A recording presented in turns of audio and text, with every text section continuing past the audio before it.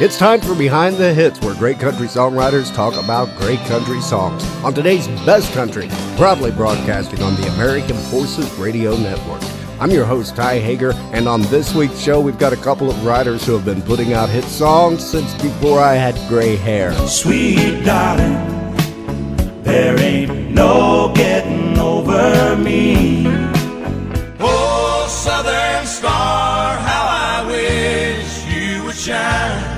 But it's not like they've been taking a break. I loved her first, I held her first, 'cause I've been watching you. Steve Dean joins us later in the hour, but first we're in the studio with hit songwriter, producer, engineer, studio musician, foot masseuse. Well, maybe not foot masseuse, but in the late 80s he was also a recording artist with the band The Shooters. Happy to have in the studio with me, Mr. Walt Aldridge. Walt, thank you for joining me. It's my pleasure being here, Ty. And you've been doing this for quite a while. I have. About 35 years now, yeah. I went to work... so you started when you were 10? I'd like to say so, but no. I went to work right out of school at Fame Recording Studio in Muscle Shoals. I was... the typical entry-level position, which was the boogie-woogie burger boy of Studio B there at Fame Studios. And, ran and got cigarettes or coffee or whatever anybody needed, and then worked my way up to being a second engineer and on into engineering. And actually, engineering was my first gig. I became the staff engineer there at Fame. All along, I was writing songs, and I was playing sessions, and I was doing all that, but... only just sort of as a lark. And then songwriting in 1980 sort of raised his hand and said, pick me. I wrote a song with Tom Brassfield called No Getting Over Me that was recorded by Ronnie Milsap. Well, you can walk out on me tonight if you think that it ain't feeling right. But darling, there ain't no getting over me.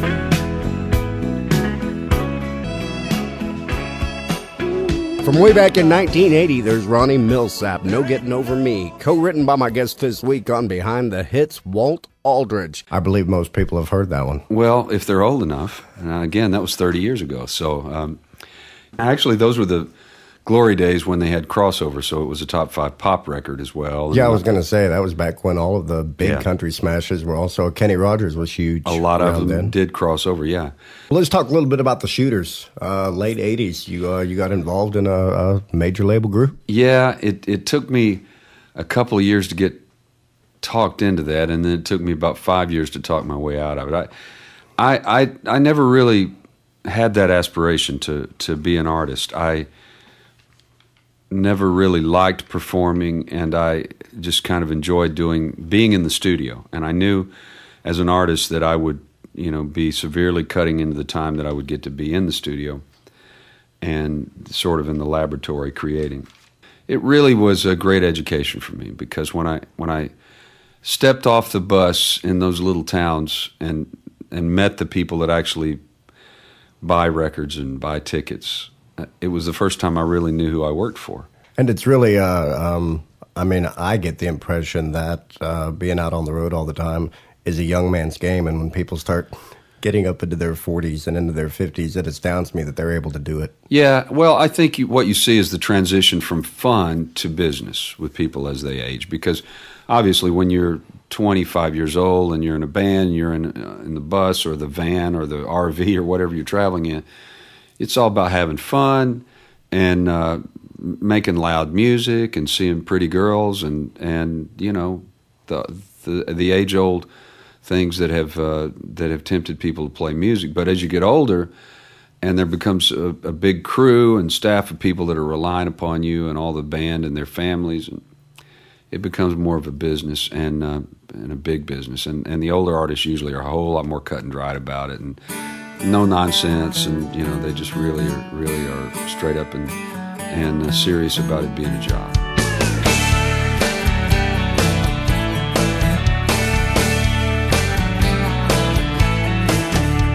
We ordered up one more bottle of wine. You told me your story and I thought about mine.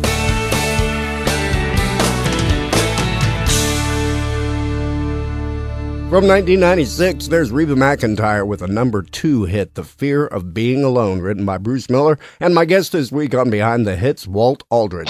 I'm your host, Ty Hager, giving a special thank you and shout out to not only our servicemen and women, but also to their families and friends and DoD civilians listening to us on today's Best Country on the American Forces Radio Network.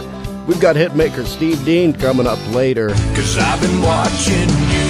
But right now, we're continuing in the studio with Walt Aldridge.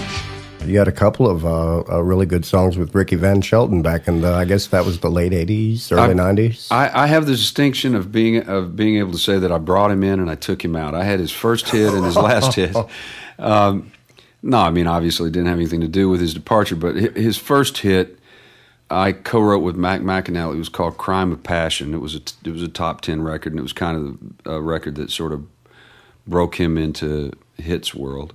And then the last number one he had was a song that I wrote by myself called I Am a Simple Man. And so, and after that, I think Ricky, I don't know what all happened, but I think he just kind of went to the house, went back to Grit, Virginia, where he's from. And there really is a Grit, Virginia? Well, I'm told. I don't know why you want to start with me. I ain't done nothing far as I can see.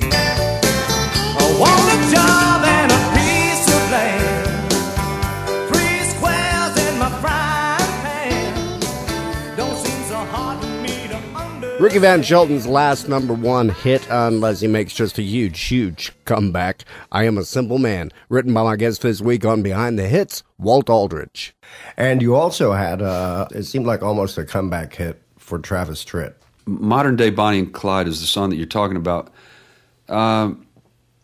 I don't know, man. Travis is a really great country artist. I think at that time he was sort of disgruntled with the whole Nashville machine and the whole award system and all that because he'd been so snubbed by it all. And I just have the utmost respect for his artistry. He's a great singer. He's a great musician. And a heck of a songwriter. But yeah, they were on the fence about cutting Modern Day Bonnie and Clyde. They finally cut it, and then they were on the fence for a long time about putting it out as a single. They had already decided that the album was pretty much over. Finally, I think the label talked him into putting it out, and they did put it out. Billy Bob Thornton was in the video, and that kind of propelled the video, which propelled the record. Let's talk about your songwriter demo on that one. Well, it's a long way to Richmond, rolling north on 95. I think, imitation, as they say, is the sincerest form of flattery, and that was one of those things that they really tried to copy the demo, and the producer called me and wanted to know how we got that filtered sound on the beginning of the record, and wanted some of the loops that I'd used in the demo and so forth. So that always makes you feel good too when they're not only into the song but they like the production that you did on the demo. We met at a truck stop, Johnson City, Tennessee.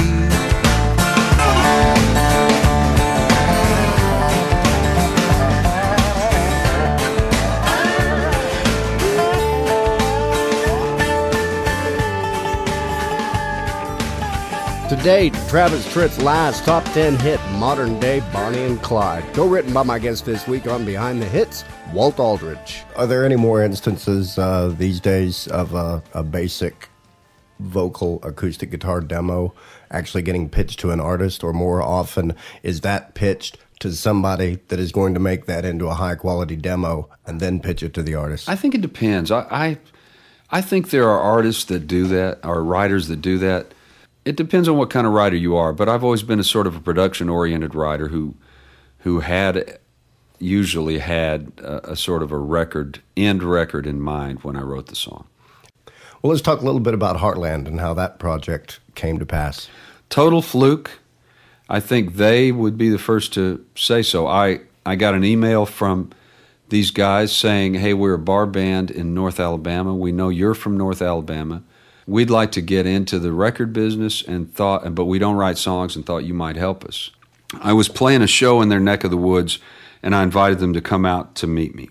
And so they did, and I played I Loved Her First at the show, which was a song that had been passed on for about 3 or 4 years, but I still just believed in it. Everybody passed on it because you know, they all had a reason for not doing it. Well, it's a 6/8 time. It's slow. It's the story of a guy singing to his daughter at her wedding. So the guy has to be older, and none of the artists wanted to pretend that they were older or admit that they were older. So it had all these strikes against it and all these people that were passing on it. But I would play it out at shows, and I would see it touch a really young crowd. Young girls, you know, were coming up with a tear in their eye and say, man, if I ever, you know, get married, I would like for my dad to dance with me to that song. And so I just knew that if it ever got a shot, it would touch, you know, a broad range of people. So I played that song that night, and they came up after the show and said, wow, we love that song. We'd like to record it. And I said, well, I'll tell you what, we can record that song, but I just have to reserve the right to continue to pitch it to people if I get a shot, because I just believe it's one of my better songs. And they said, well, that's fine. We'd like you to go in and help us produce our demos and get them to sound like those demos that you sent us, and we'll take it from there. I had told them already, I said, look, I'm not going to represent you in any way, because if you have a chance of getting a record deal, I will talk them out of signing you. I'm just a terrible salesman. And so they said, well, that's fine. You know, you produce it and we'll pitch it. And I'm thinking, these guys don't have a clue. They don't have no idea how hard this is. So we go in and we go to Fame Studios there, where I was familiar and it was close to their home. And we cut demos, and we spent, I think, about $600 or $700 on each song, which, as a frame of reference for the listeners, nowadays records probably cost, you know, in the neighborhood of $15,000 per song. And that's without the video. Right. Obviously. That's just the recording of the song. Right. And we spent about $600. And they said, okay, we're going to take these and play them to labels. Well, they, you know, a couple of months go by, they call me and say, hey, we got this little label that's interested in signing us and you know, letting us make a record. What do you think? And I said, well, it sounds great to me. I mean, it's not like Sony or Warner Brothers is beating your door down. So they went with this little label, Lofton Creek, that was just getting started. And then they called back in another month. They want to put out I Loved Her First. And again, I'm thinking, let them put out anything they want. It's never going to get heard. Sure. And I thought, sure, that's great. When do we start making the record? Oh, no, they want to put out the demo like it is. I said, you got to be kidding me. A $600 demo? And they said, yeah, that's what they really like. And I said, again, thinking, well, nobody's going to hear it anyway. Fine, put it out. So they put it out, and the record went to number one. Look at the two of you dancing that way, lost in the moment and each other's face. I loved her first.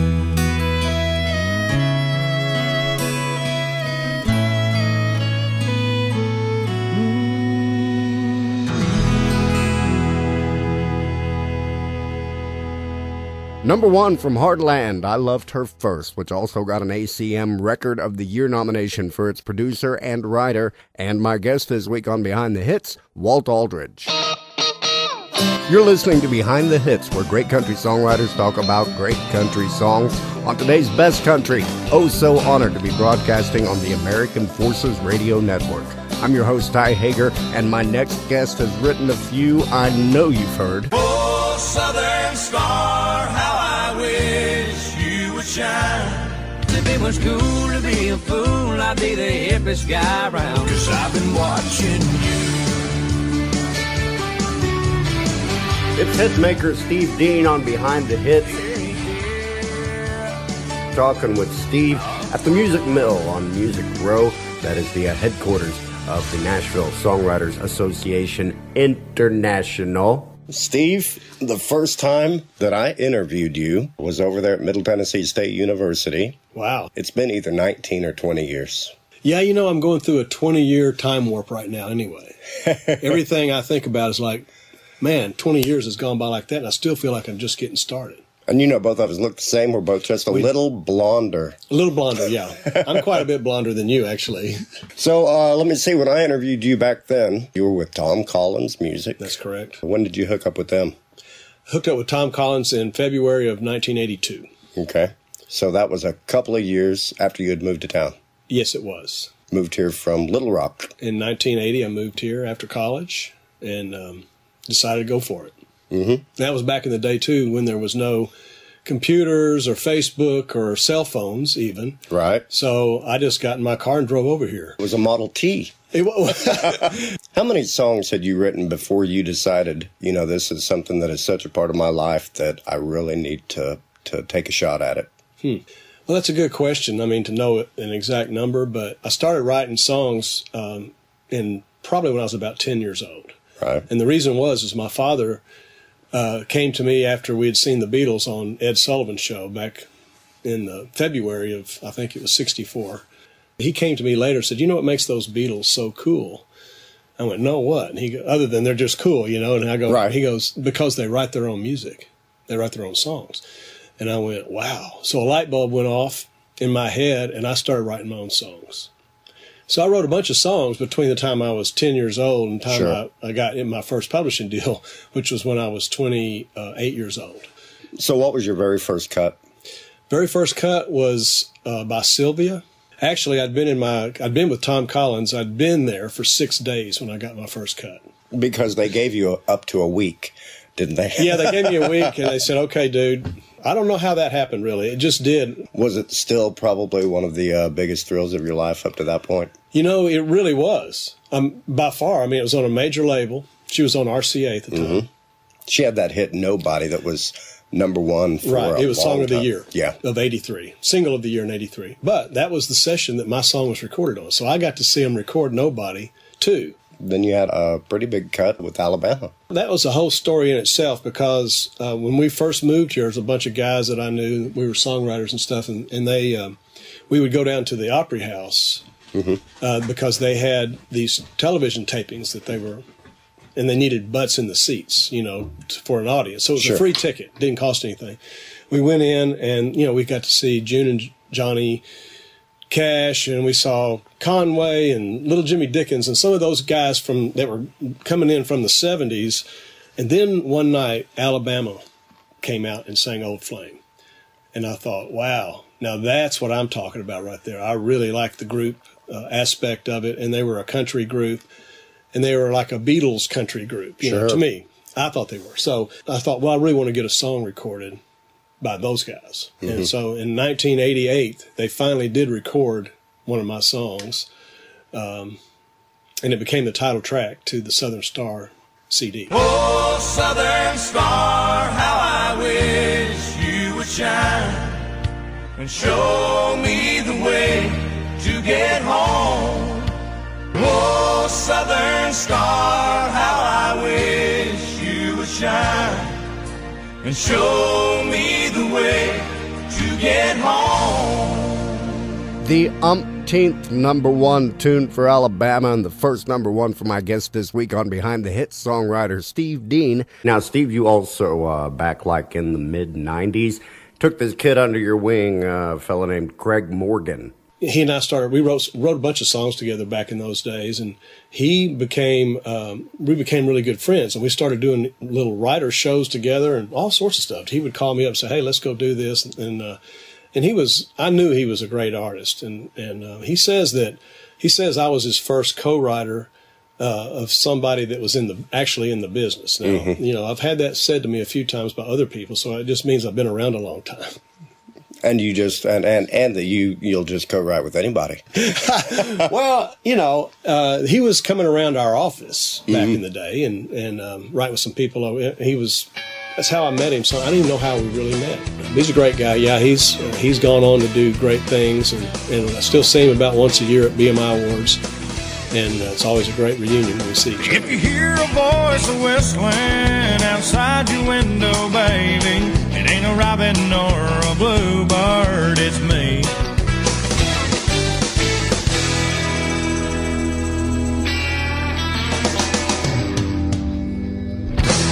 There's Craig Morgan with a tune he co-wrote with the guy who played a big role in his early career and is my guest this week on Behind the Hits, Steve Dean. And I've also read about you that you really enjoy a writing session where you kind of start off with a blank sheet of paper. I do.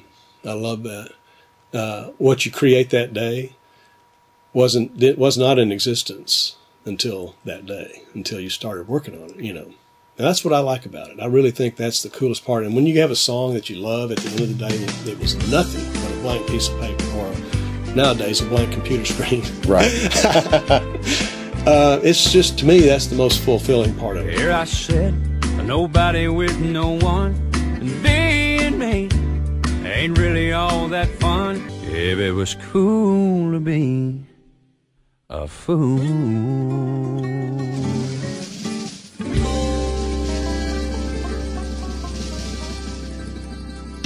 Joe Nichols and Cool to Be a Fool on Behind the Hits, a tune written by Joe, Will Nance, and my guest this week, Steve Dean.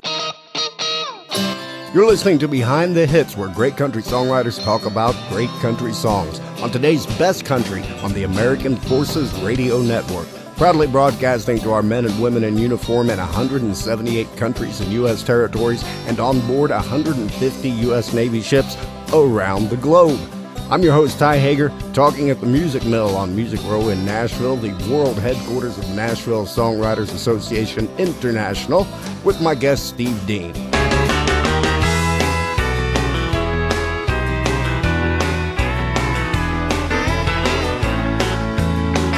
As far as all my friends can tell, I took her leaving well, that's kind of right. Yeah, I still miss her in a roundabout way.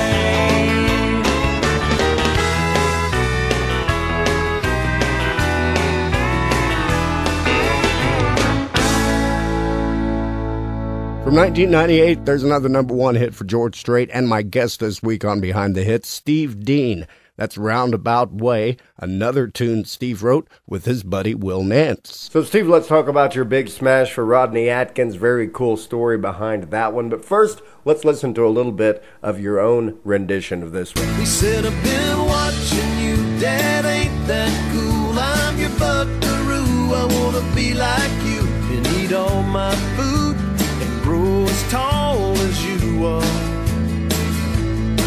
We got cowboy boots and camo pants, yeah, we're just alike, ain't we, Dad? I wanna do everything you do, 'cause I've been watching you. Rodney came to my office back in 95 one time, and he was right out of college. And he later told me again, that he goes, hey man, did you know that you were my very first co-write when I came to town? And I went, wow, that's impressive. No. So I knew I might have been one among the first. I didn't know I was the first. He goes, you were the first. And so I said to him, we're standing on a stage at BMI, and I said back to him, I go, well, man, listen, I am so glad and happy that I'm part of your first #1 song as a writer, because it was. Mm-hmm.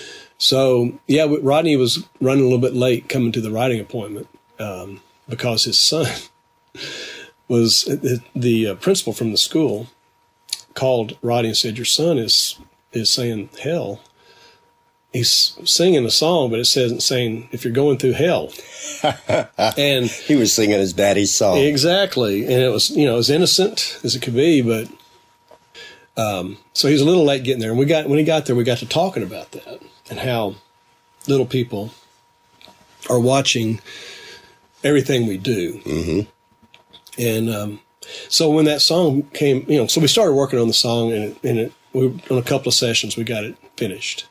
And when it came out, the dads out and all the dads out there going, well, that's me and my little boy, Sure. After it got a little more popular, the moms were getting in on it. They were going, well, that's me and my little boy, Yeah, and you never know when a song is going to connect on all of those levels. No, I mean, it was one of those things. I'll do some words and music programs, what I call words and music programs, with some schools around. And my sister's her school she's a teacher in Little Rock. So I went down there, and they had 600 kids in this assembly. And what I do is I get them an English class to write lyrics, what they think of as lyric, and then they'll send them all. I get 135 pieces of paper, and usually there's usually 6 or 7 that are really, really close to being lyrics. They're mm-hmm. really good. I put music to those, and I get to call the kid up, and go, hey, is Billy Jones here? And They all go crazy, and he comes up and stands next to me while I sing the song. That's all cool and everything. But they started hollering out, "Play Watching You, play Watching You." So I thought, wow, this is crazy, man. So I started playing it, and about halfway through the song, I quit singing it because 600 kids were singing it. It was amazing. After it was over, my dad was there, and I said to my dad, "I can't believe little kids like this song. It's hard to believe." He goes, "Well, Steve, it's about a little kid." Right. But it's also about an adult. That's why you nailed it. I mean, it's like you guys hit the button, out there. So, yeah, it was an awesome blessing to be a part of a song like that. Driving through town, just my boy and me, with a Happy Meal in his booster seat, knowing that he couldn't have the toy till his nuggets were gone. The most played song of the entire year 2007, there's Rodney Atkins and Watching You on Behind the Hits, a tune written by Rodney, Brian White, and my guest this week on Behind the Hits, Steve Dean. And that's going to wrap it up for another Behind the Hits on today's Best Country, proudly broadcasting on the American Forces Radio Network. I'm your host, Ty Hager. I want to thank my guests this week, Walt Aldridge and Steve Dean. Walt's website is waltaldridge.com. And you can find Steve Dean on MySpace at myspace.com/Steve Dean Music. I'd also like to thank the Nashville Songwriters Association International. They're at nashvillesongwriters.com for guest relations and letting me do some of my interviews at their swanky digs. Coming up next week on Behind the Hits, we've got the writers of these tunes. But tonight, I'm gonna love you like there's no tomorrow. I could have missed the pain, but I'd have had to miss the day. It's hit songwriters Anthony L. Smith and Tony Arata on the next Behind the Hits. Behind the Hits is produced by Bass Hackers Productions in association with Jagger Payton Radio, online at jaggerpayton.com. Okay, then. Co-produced and engineered by Steve Goody at Pitch Perfect Recording in Nashville. Check them out on the web at pitchperfectrecording.com. Okay, then. Theme music by Rebecca Kraft, produced by Steve Goody. Okay, then. Post-production assistance by Bill Levingston at Automatic Productions. Okay, then. And don't forget to check out our website where you can get my complete songwriter interviews, cool songwriter links, and more. It's BehindTheHitsRadio.com. And now for the legal stuff. Behind the Hits is copyright 2011 Bass Ackwards Productions. All rights, along with a table for two and not near the kitchen, are reserved. Any resemblance to persons living or dead is just a figment of your imagination. No animals were harmed during the making of Behind the Hits, but if we'd killed a cat, it would have sounded like this.